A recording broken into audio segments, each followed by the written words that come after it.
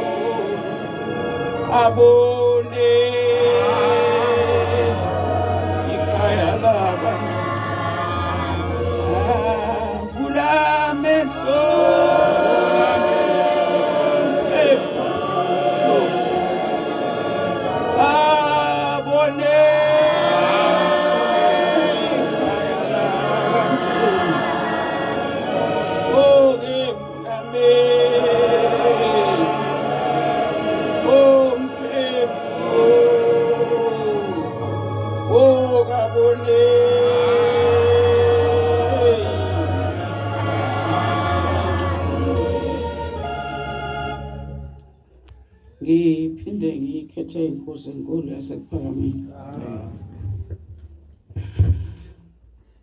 Isihloko sithi ukwesaba uJehova udondolo lamakholo.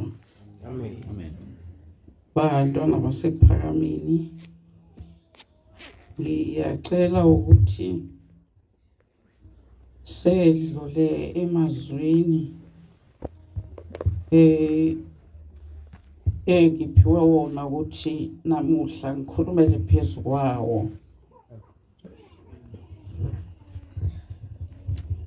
Siyofunda lapha Amahubo 33. Siyoqala evesini ka-18 sigcine futhi ku-19. Incwadi yamahubo 33 kusuka evesini lika-18 kuya ku-19. Bheka iso likaJehova liphezu kwabamesabayo, abathemba umusa wakhe, ukuba akhulule umphefumulo wabo ekufeni, abaphilise endlaleni. Amen. Sihlangene-ke bantwana basePhakameni, sihlangana ngayezo ndaba uthe ushembe mesabeni uJehova. Siyezwa-ke lapha futhi ukuthi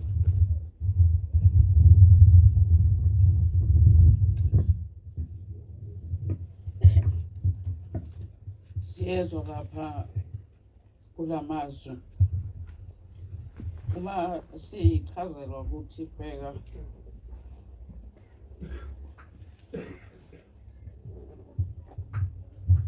iso likaJehova liphezu kwabamesabayo, njengoba umprofethi esifundisile ukuthi sesabe uJehova, abengakhulumi into ayiqambela yona noma ayiqagelayo ukuthi mhlambe kungahle kube yiyo, kodwa wayesitshela nje iqiniso lonke liphelele elihamba silithole naseBhayibhelini ukuthi njengoba athi asesabe uJehova, nakhona encwadini eyingcwele amazwi amaningi asho njalo, njengoba sitshelwa nje namuhla ukuthi ngisho iso likaJehova liphezu kwabamesabayo, ukuchaza ukuthi ukwesaba uJehova kuyinto enkulu kunazo zonke, ngoba uma umesaba uJehova uyokwesaba ukwenza into angayithandiyo. Inhliziyo yakho iyohlala icinga lokho okungathandwa nguJehova, ngoba nakho akukakelwa, kodwa kubhaliwe phansi ukuthi uJehova ufunani kumuntu omkhonzayo. Lawa mazwi bantwana basePhakameni achaza ukuthi wonke umuntu azazi ukuthi la uzizele yena. La mazwi akhulunywa ile ncwadi afakazela ushembe ukuthi mhla ethi uJehova noma ethi uNkulunkulu onamandla wonke ungiyise wabamkhonzayo, nalapha-ke akushiwo kubo bonke abantu, kodwa lithi izwi bheka iso likaJehova liphezu kwabamesabayo, abamethembayo, abethemba umusa wakhe, ukuba akhulule umphefumulo wabo ekufeni, abaphilise nasendlaleni. Ngithi-ke bantwana basePhakameni, uma kuwukuthi simesabile uJehova,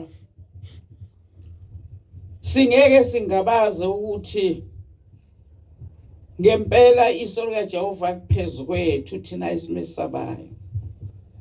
Uma kukuba simesabile ngempela uNkulunkulu, ukwesaba uJehova ukunyanya into embi engafuna uNkulunkulu, ukwenyanya isono, ukungatholakali exukwini eziphisa uNkulunkulu, ukuzikhetha, uzikhethele yena yedwa, uzikhethe noma ukini noma usemsebenzini, uzikhumbule ukuthi njengoba mina ngilapha emsebenzini nje kodwa iso likaJehova liphezulu kwami lizokungibheka ngoba lingibona ukuthi ngiyamesaba aliyi kulaba bangamethembi noma kwabangamesabi ngeke ugcine umthetho kaNkulunkulu uma ungamesabi yikho kuthiwa asiqale ngako umesaba ukuze sesabe ukwenza isono ngoba siyazi ukuthi uJehova asifuni sono ukuzikhetha abantwana basekuphakameni akusho ukugcina noma ukugcinwa kwesabatha kodwa kusho ukuthi isabatha lingakafiki kuzo zonke izinsuku ezandulela isabatha usuke wena ubhalwa njengomntwana kaNkulunkulu omesabayo uJehova ohamba nesibani kuphi lapha khona ngoba ubhekwe yiso likaJehova liyakuba phezulu kwakho noma ngabe uwedwa uma ngabe umesaba liyakuba phezulu kwakho iso lakhe lokukhetha ixukwini kodwa bese liba phezulu kwakho ngoba lilandela ukumesaba kwakho ukuthi akana ushiya uJehova akushiyele ukuthi umesaba wedwa njengoba engamshiyanga uNoah ayemthumile ukuthi akamemezele kubantu ukuthi umhlaba uzawubhujiswa ngemvula wakhuluma abantu abazange balinake izwi likaNkulunkulu babuka uNoah ukuthi uyini yena angazusitshela ukuthi uNkulunkulu uthi ingozi indaba yokubuka umuntu osuke ethunyelwe uNkulunkulu ngoba abahlakaniphile bacosha umthetho kaNkulunkulu kuye bese beshiya okunye ngoba kusuke ngaqondene nabo ngithi ke abantwana basekuphakameni azange bamnake uNoah kodwa noma sekunjalo uNkulunkulu wabanaye uNoah akamlahlanga amlahlele laba abangavumanga ukumukela izwi lakhe wamhlenga yena lenzalo yakhe wakhuluma naye ukuthi akathathe izilwane ngazimbili zonke ayifake emkhumbini ukuze awuhluthulele lo mkhumbi kuyazwakala abantwana basekuphakameni ukuthi uNkulunkulu wathi mayisehlisa intukuthelo yakhe eyinisa ngamandla emvula ngoba lithi izwi babedla bephuza babona ukuthi akuyona imvula ejwayelekile base bayawakhumbula amazwi endoda yayimemeza ithi lithi izwi asakhena umkhumbi sizongena kuwo ngoba uNkulunkulu uzobhubhisa umhlaba bayekela ukwesaba nokuthuka bethukela ukuthi umhlaba uzobhujiswa base bebuka uNoah ukuthi lapha eyini engaze athunywe uNkulunkulu kubo uyini yena angeza kubantu azothi uthunywa uNkulunkulu ngani ngoba ngaso sonke isikhathi abantu bahlala balindele umuntu oyisimangaliso kubo basuke balindele umuntu ocwebezelayo basuke belindele injinga isigwili esizawuqhamuka kubo ukusithi uNkulunkulu uthi bese bayavuma ukuthi ngempela uNkulunkulu ukhulumile ngoba lo muntu akaswele lutho unayo yonke into unemali unako konke nase kuvumeni kwabo abavumeli kona ukuthi bazogcina kodwa balandela umnotho okulomuntu okungowakhe. Uma qhamuka umuntu ohluphekile ethi uNkulunkulu uthi abantu abafuni ukumukela lokho babuka yena ukuthi umbetheni, uhlala emzini onjani. Ngoba bazothi umuntu ohluphekile uNkulunkulu ngeke asebenzele utho ngaye. Nokuthi umuntu ojwayelekile ngeke uNkulunkulu akhulume ngaye. Bafuna umuntu abangakaze bambone, umuntu ozathi mayefika phakathi kwabo aphinda amilamile namaphiko babone ukuthi akafanani nabo. Kanti lokho uNkulunkulu ukubekele abakhe ababizwa ngeengilozi ayithumela kubantu ukuthi zibasindise.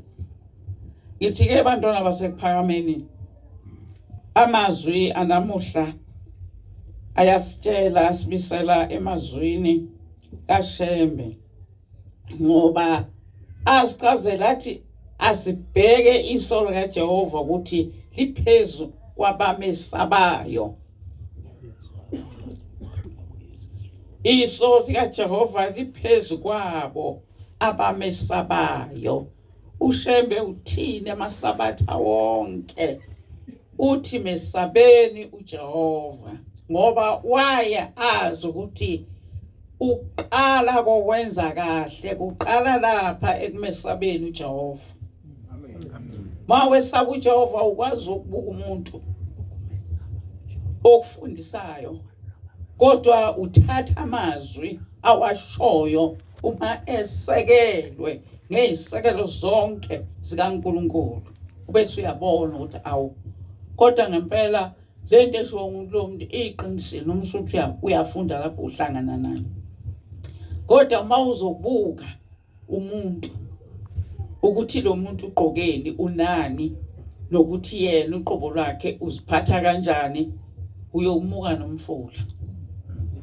Ngoba uNkulunkulu akakunikile ukuthi ubuke yena nemisebenzi yakhe. Lokho kufuna uNkulunkulu yedwa, okufuna wena ngamazwi aphethwe yilo muntu othunywe nguNkulunkulu. Wena akukho lapho uNkulunkulu egcobe khona ukuthi bheka umsebenzi walo muntu wemihla ngemihla. Ithi ke bantwana sekuphakameni, uma siyawumesaba uJehova, iso likaJehova liyoba phezu kwethu. Nanxa Nkosi ngingasho ukuthi sibahle phambi kwakho, kodwa sike sawubona umusa wakho, sawubona ngamehlo, sawubamba nangezandla, usenzela wona. Iso lakho laba phezu kwethu ngezikhathi ezinzima, abantu befa, kuwa yonke into emhlabeni, kuwa izinjinga, kuwa abafokazana, kuwa amakhosi, kuwa abafokazana. Kodwa leso Nkosi lema phezu kwethu, alaze labheka ukuthi asizona izigidi neyinkulungwane, lasiqapha leli liso lema phezu kwethu.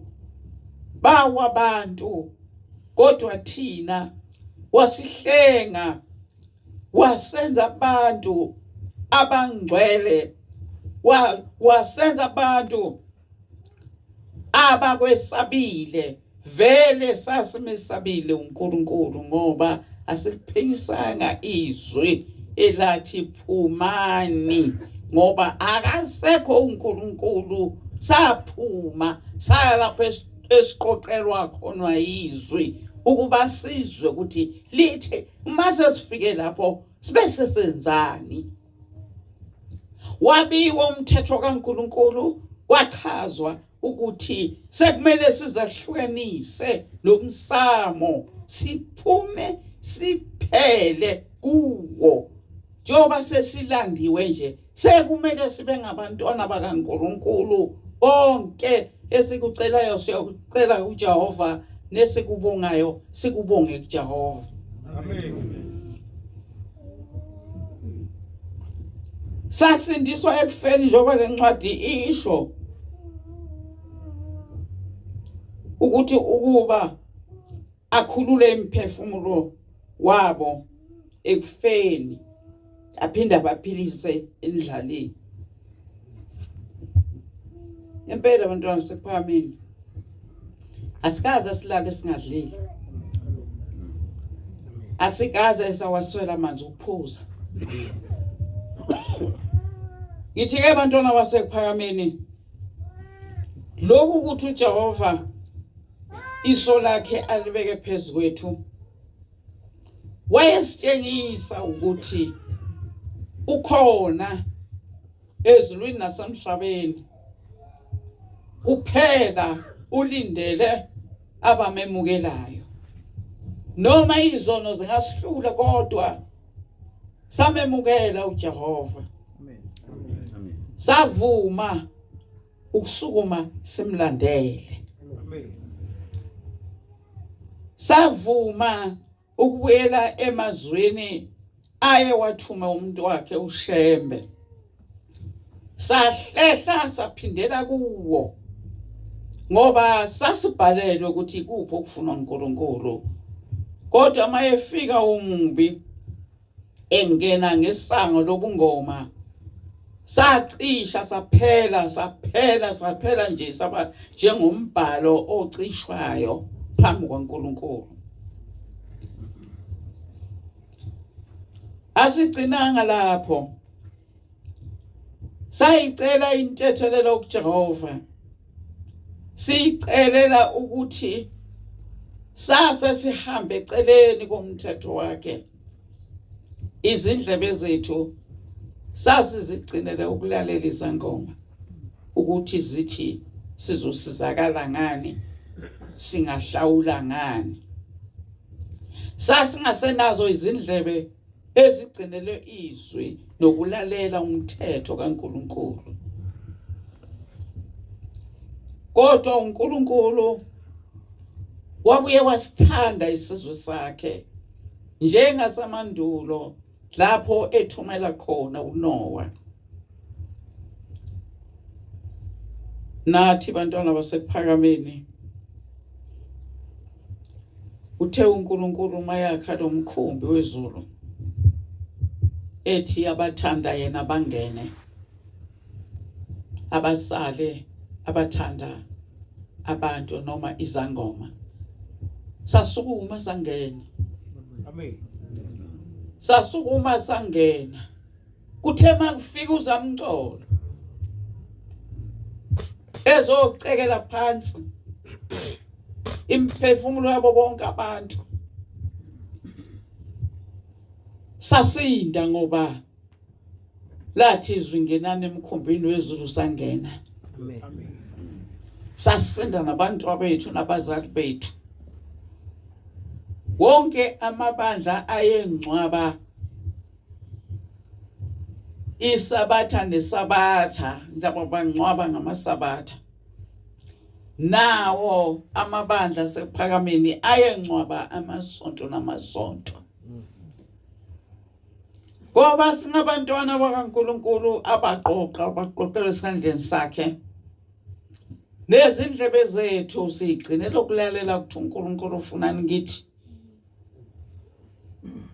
Wathi bantwana basekuphakameni uma seliqoba livunguza ngekhathi zecorona bakhala abantu bumaye avalwa amathempeli avalwa athola nje ukuvala ungqiwo ukuvalwa. Babaleka abaholi babaleka bayosithela emakamelweni bahluthulela amathempeli kaJehova. Balalela uhulumeni uma yethi akusube kusasontwa ngoba abantu bazotheleleka. Kodwa thina uNkulunkulu wabanathi ngoba abakaze bafike ngisho ukuzosihlola ukuthi senza njani. Samkhonza uJehova sathi lesi sikhathi lesi yiso kanye esidinga ukuba simkhonze kakhulu kunakuqala. Amen. Azange sivale asikaze singabanayo umhlangano, asikaze singabanayo uJuly, asikaze sidle isinkwa, asikaze sushaye nomthetho kubantu ukuthi abasidle isinkwa ngoba kuona umhlangano, ngoba kunalesifo uhulumeni uvalile ukuthi kusontwa kuzoba umhlangano. Ngaloko abantu abasidla isinkwa kwaba umhlangano, bantwana basePhakameni, sayizila imvubelo, sakuzila konke uJehova akhulume ngako, saba semhlanganweni, avalwa amathempeli, lavulwe leli thempeli. Amen. Kwamenyezo kwathiwa isabatha namuhla abantu bonke nenene besabayo uJehova sangena phansi kwamaphiko anensindiso. Asizange sike sibalekele icorona. Sema phambi kwaNkulunkulu saguqa sathi Nkosi.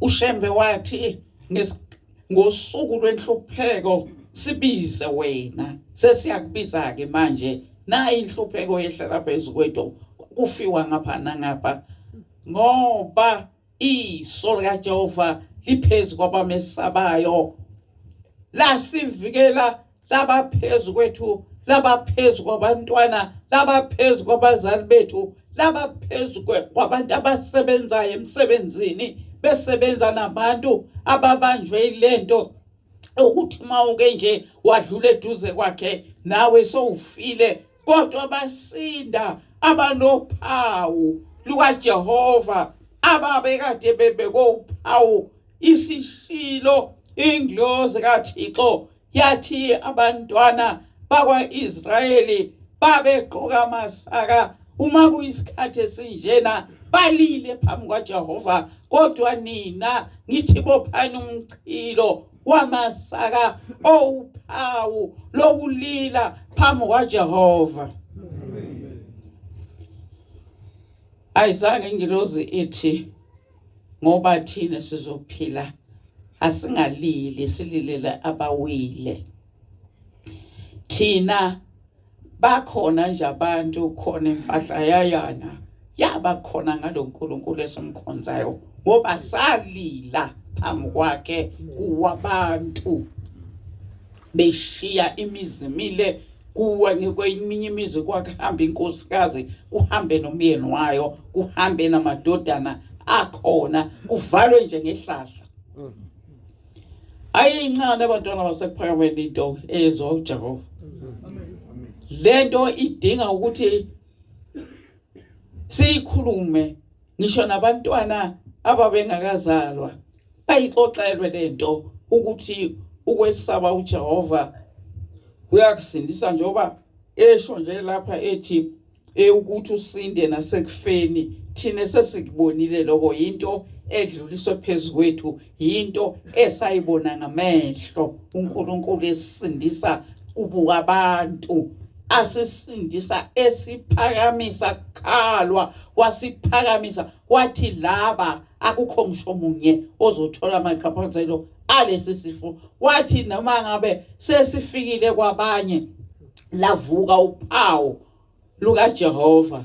Wathi noma ngabe selibabamba abanye bethu, kodwa uNkulunkulu wasikhumbula isizwe sakhe namazwi akhe, lavuka iso likaJehova, labheka ngakubo, baphunyula, abake bathintwa umhuzuko, abaze bafa, kodwa babehleli nabantu ababefa ngaso sonke isikhathi, bebukela abantu befa, kodwa baphila bona, ngoba uthena uJehova iso lakhe liyoba phezulu kwabamesabayo. Futhi kukhona lapho ekukhulunywa khona ukuthi angeke amshiye omethembayo, futhi angeke amalele ophendukayo. Bonke abantu abangaphenduki, abanqatshelwa nguJehova, banqatshelwe nguSathane, uthi uJehova angeke abashiye abamthembayo, uthi angeke abanqabele abaphendukayo. Lokho kuyacacisa ukuthi abangaphenduki, ababanjwe uNkulunkulu, kodwa babanjwe ile ndoda eyavula izulu lomsamo ukuthi leli zulu labo la alivula liqame ngoba akafuni ukulivula ngabanye abantu kodwa ufuna ukulivula ngalaba abathi bona bangamakholwa abese yohlekisa ngabo phambi kwaloyo ababekholwa kuye esejabula ukuthi ukwazile ukuntshontsha ifa likaJehova labuyela kuye njengoba naqala walintshontsha phambi kwaNkulunkulu wazenza naye uNkulunkuluwana wamchitha umnikazi wezulu akaba sakukhumbula lokuthi ube umuntu omkhulu ubehlakaniphile kunazo zonke izingilozi waxoshwa uSathane exoshelwa ukufuna ukukhompyutha loNkulunkulu wachithwa kwathi wahamba nazo izingilozi zakhe ezazimesekelile zimsekela kudedelela uNkulunkulu kodwa waxoshwa nazo zaphuma yizo ke lezi eziyifa lakhe laphakade ezifika zinqabela abantu ukuthi baphendukele uNkulunkulu lezo ngilozi engithi uNkulunkulu abe nathi bantwana basekuphakameni ngoba ngaso sonke isikhathi yonke into isuka ngathi bantwana basekuphakameni kusukela kuJesu kodwa kwasuka yaba ngathi into yokona kuNkulunkulu yokuchitha igazi longcwele kaNkulunkulu ngithi ke akusukanga isibotho noma isidakwa kwasuka wona amakholwa avukele yena uJesu qhubu lakhe engithi bangcwele engathi uNkulunkulu angaba nathi ngoba le ndoda isebenza ngenhliziyo enganeliseki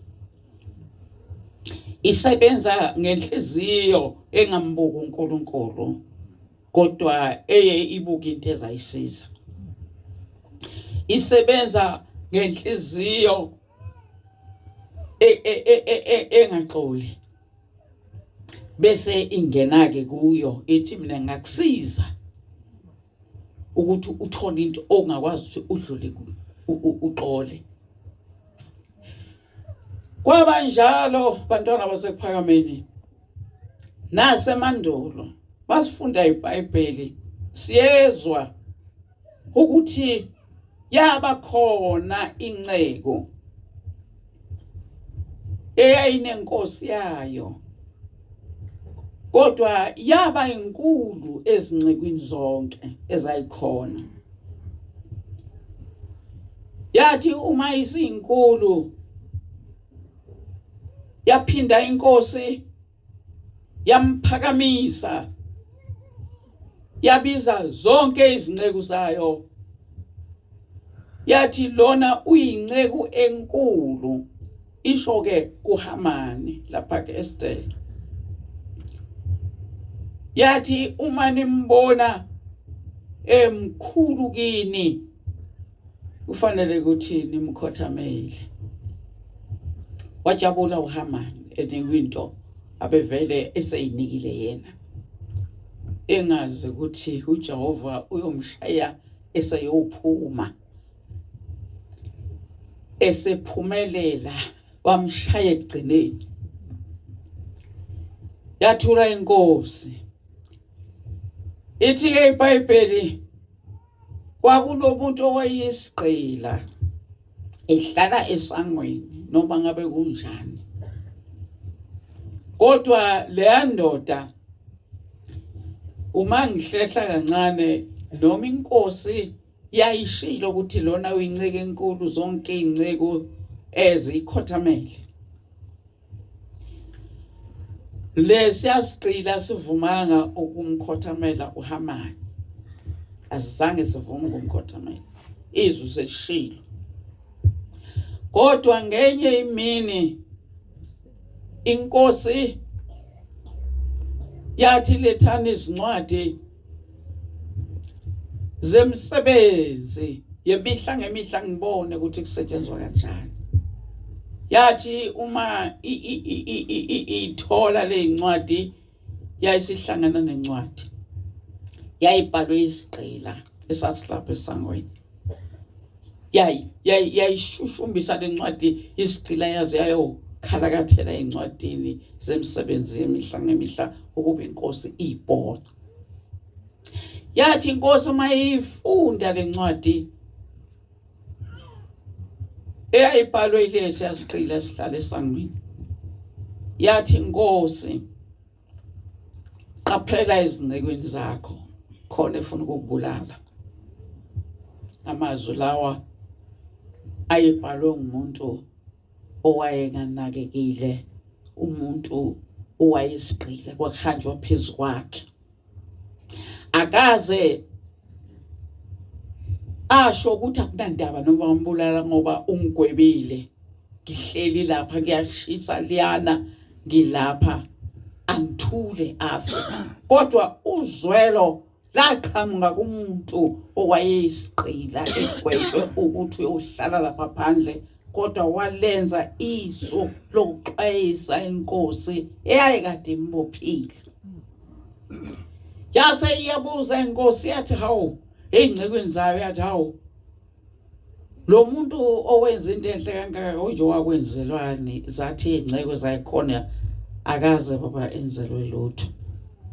Yathi inkosi sakhuluma lokho yasi izwa ngaphandle ukuthi khona omemezayo noma okhulekelayo. Yathi phumani la ngaphandle nibone ukuthi ngibani lona okhulekelayo. Uphuma leyo yaphuma yabuya yathi inkosi ngiHamani.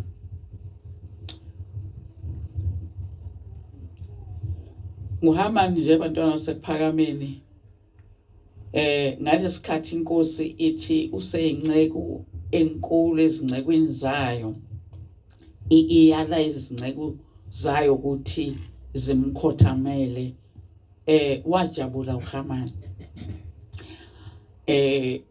Wathi ejabula kanjalo kwabe kungena ikhadi lesimemo kuthiwa umenywa inkosikazi edilini eyayinalo. Inkosi ke ukhulekela nje uHamani usezele uhambo abazoba nalo nenkosi, ngoba afika endlini yakhe wabika. Wathi nanxa inkosi ikhethe mina ukuthi izawuya nami kuleli dili, kodwa umoya wami awukhululekile ngale ndoda elapha esangweni engavuma ngokungikhothamela. Ithi inkosikazi yakhe uhlushwe yinpo, wena yakha umuthi owezingalo ezingama50 noma 100, ufike nawo utshele inkosi ukuthi lo yamuntu akaphanyekwe kulo muthi. Wajabula uHamani. Wayesefikeleke ukuhamba baye edilini leli ababekade amenywe kulona. Yayisithi inkosi mtsheleni angene, wangena uHamani. Yayisithi inkosi umuntu owenze kahle nothanda inkosi yakhe nothandwayo inkosi yakhe wenzelwani? Ibuza uHamani. Ithi ke iBhayibheli uHamani wathi enhlizweni yakhe ayikho inceko kulezi inceke ekhona ethandwa inkosi yayo ngaphezulu kwami.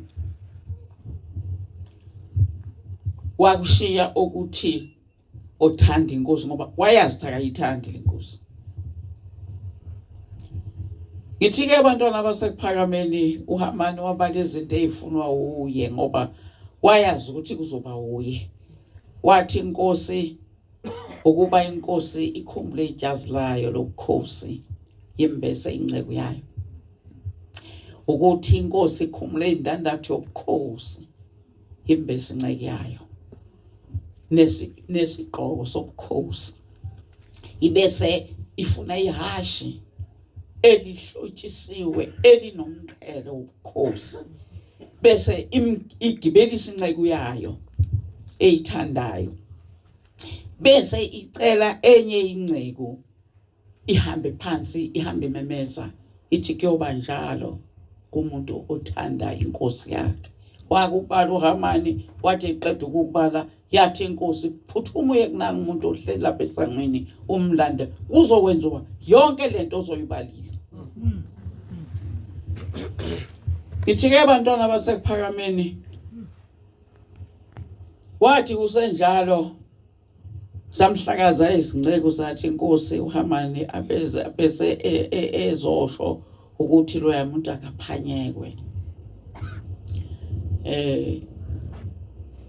Yaqhubeka inkosi yahamba naye noma ngihlehle ukuthi kwenzakalani mase ihashi selifika le nomqhelo okhosi. Yathi inkosi kuHamani akagibelise lo muntu, yakhumula ijazi layo yalembesa loya muntu, yakhumula indandatho yayo yobukhosi yembesa lo muntu. Yayisicela yena uHamani ukuthi akahambe phansi amemezele athi kuyoba njalo kumuntu othanda inkosi yakhe. Wayengasakwazi ukuthi uzothini, wayememeza ngezwi elijabhile kodwa angasena ukusho lutho. Laqhubeka uhambo, bafika le phambili babuza, yabuza lenkosi ukuthi sengihamba ufuna ngikwenzeleni. Ibuza umnikazi wedili obekade abamemile. Ithi-ke inkosikazi uma bongasiza usivikele thina sizwe samaJuda kumuntu ofuna ukusibulala. Ithi-ke inkosi kubani ofuna ukunibulala? Ithi inkosikazi inceko yakho enkolo uHamani. Inkosi yaphuma ngejubane ihaqwa usizi yayongena ekhabeni. Yathi nayibuya yathi thathani yena nimphanyeke kulo muthi ayisawakile. Waphela kanjalo uHamani. Ezonda umuntu ongatholi ngisho izimvuthu eziwetafuleni yenedla nenkosi, kodwa wafe wabika kakhe wathi noma inkosi isishilo ukuthi mina ngimkhulu kunazo zonke inceko, yatshela inceko zayo zonke ukuthi zingikhothamele, kodwa umoya wami noma inkosi ingimemele edilini layo aweneme ngale ndoda enqabe ukungikhothamela. Wayedla naye waphinde wamnikeza ubukhulu, wamgcoba phezu kwazo zonke inceko. Wadlula wafuna angakunikiwe. Inkosi yabona indandatho kanye nomqhele ukhosi nejazi lokhosi lifanele loya muntu owathi ngisho isiqila, kodwa wayikhathalela lenkosi, wayishaya incwadi yazo yawongena ethi qaphela phakathi kweinceko zakho ikhona efuna ukukubulala. Ithi-ke abantwana basekuphakameni ekukholweni kunjalo konke okubona namuhla kwakubekhona izolo mawufunda ukuthi badlulaphi abantu ababengamakhosi nabantu ababengabaprofeti bathunywe uNkulunkulu. Benze kanjani, bafa abanye bebulawa, ngoba uma uqhamuka into kuqhamuka naye omubi, naye azokhomba, naye azofuna ukuthi naye unelungelo phakathi kwabantu noma phambi kwaNkulunkulu, unelungelo naye lokugcoba, agcobe bona laba abagcotshiwe, abaphendule, abenze abagcotshwa bakhe, abanike nenhliziyo yakhe embi, engesabi isono, engesabi ukubulala. Noma umprofeti wethu namuhla umemezele wathi ungakucabangi ukukhipha umphefumulo womunye umuntu. Esho-ke laba abahlala behlela ukuthi ngimbulala ngoshevu noma mhlambe ngimthengele inkabi ngingenza njani ngaloya muntu ngoba yonke indawo bakhona abantu abangongenza njani kodwa abahambi noma ngabe kunjani abahambi kunalokho bahlala betshela abantu bebaluleka ngezaluleko ezizokwenza ukuthi baphelelwe ngamandla bahlala bexwayisa athi nami nje ngihleli umsumzu uyihlupha ngalento nami ngiyahamba uyothi umuntu asangalathi wathi uyahamba nangikhona akazokuhamba phela ashiye asekhona lona afuna ukumsa phansi ngeke ahamba ngakaqedi noHamani waqeda uNkulunkulu wamphikisa evesini yokugcina eseqe yonke imfula enamagagasi kodwa wafika uNkulunkulu wamphikisa eseqeda ubukhosi batholwa umuntu othanda inkosi yakhe noma ngabe imbophile imgwebile wala ukuthi ife wahamba isincwadi wathi qaphela kukhona ofuna ukukubulala nazo lezi ikhulu ezinye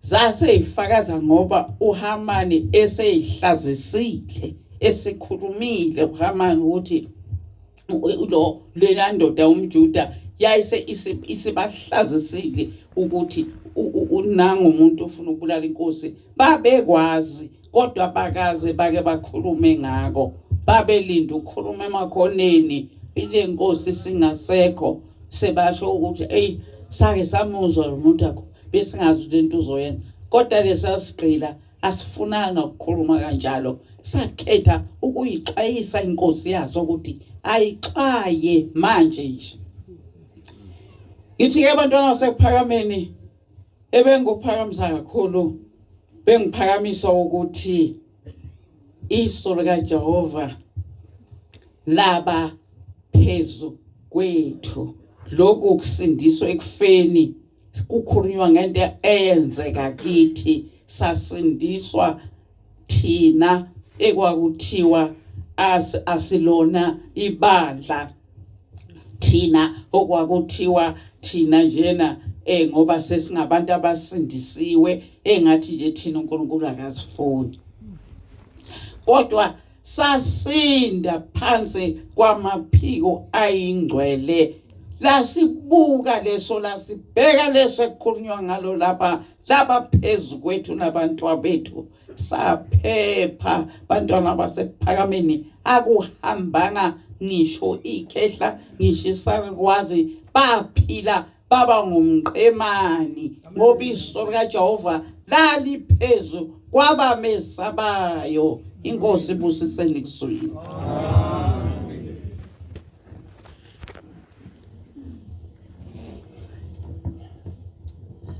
Siyawabonga amazwi omfundisikazi inkosi imbusisi.